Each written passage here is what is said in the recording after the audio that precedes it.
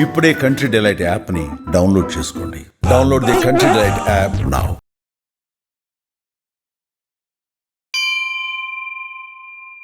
విజయవాడ కనకదుర్గమ్మ పుట్టిల్లు. నమ్మిన వారి ఇంట ఆవిడ కొంగు బంగారంలా నిలబడేది. బెజవాడలో దుర్గమ్మ చూపిన మహిమలు కోకొల్లలు. దుర్గమ్మ ప్రతిరోజు విజయవాడ నగర సంచారం చేస్తుంది. దానికి గుర్తుగా ఇప్పటికీ ఎందరో ఉపాసకులకి, కొండ మీద రాత్రి నిద్రించే వాళ్లల్లో కొందరికి ఆవిడ కాలి గజ్జెల చప్పుడు వినిపిస్తూనే ఉంటుంది. 1955వ సంవత్సరంలో జరిగిన యథార్థ సంఘటన ఇది. విజయవాడలో ఢిల్లీ వెంకన్న అనే ఒక రిక్షా కార్మికుడుండేవాడు. ఢిల్లీ వెంకన్న అమ్మవారి భక్తుడు. ఏదొచ్చినా అమ్మ నాకు తోడుందిలే అని అనుకునేవాడు. రిక్షా తొక్కుకుంటూ కాయకష్టం మీదే బతికేవాడు. అప్పట్లో రోజులు మారాయి అనే సినిమా విడుదలైంది. ఈయన రిక్షా కార్మికుడు కాబట్టి సినిమా హాల్ దగ్గర ఎవరన్నా వస్తే తన రిక్షా ఎక్కించుకుని వెళ్లటానికి రోజూ అక్కడే ఉండేవాడు. ఇలా ఉండగా ఒకరోజు అర్ధరాత్రి ఆట ముగిసే సమయంలో Venkanna Maruthi talkies cinema hall దగ్గర ఉండగా సినిమా హాల్ లోపల నుండి ఒక పెద్దావిడ ఎర్రటి చీర, నుదుటన పెద్ద బొట్టుతో వచ్చి ఢిల్లీ వెంకన్న రిక్షా ఎక్కి ఇంద్రకీలాద్రి దగ్గర దింపమని అడిగింది. అక్కడి నుండి ఆయన రిక్షాలో వస్తూ ఉండగా ఆవిడ మాట్లాడుతూ, బాబూ, అర్ధరాత్రి సమయమైంది కదా, మొత్తం చీకటిగా ఉంది. అర్ధరాత్రి దుర్గమ్మ గ్రామ సంచారానికి వస్తుంది అంటారు కదా, నీకు భయమయ్యట్లేదా అని అంటే దానికి సమాధానంగా ఆ రిక్షా వెంకన్న, ఆవిడ మా అమ్మ తల్లే, తల్లి దగ్గర బిడ్డలకి భయం ఎందుకు అన్నాడు.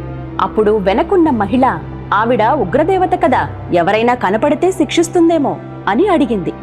అందుకు ఆ ఢిల్లీ వెంకన్న, తప్పు చేసినోళ్ళని ఆళ్ళని శిక్షిస్తుందేమో, తన బిడ్డలనైతే కాదుగా, ఒకవేళ నిజంగా శిక్షిస్తే కూడా కొట్టినా మా అమ్మే, పెట్టినా మా అమ్మే, మా అమ్మ ఎంతైనా బంగారం అన్నాడు.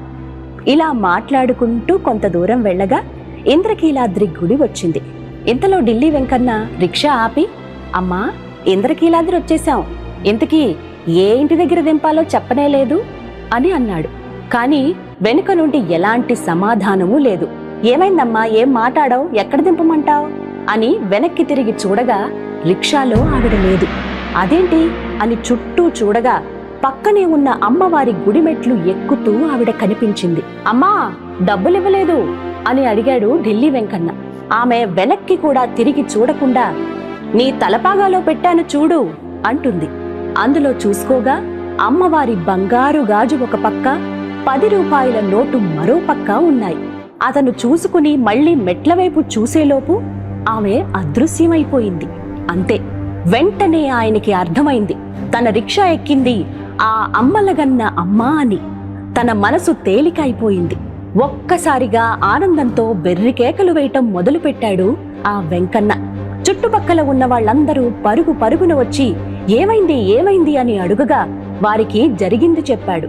అందరికీ వచ్చింది అమ్మవారే అని అర్థమయ్యింది.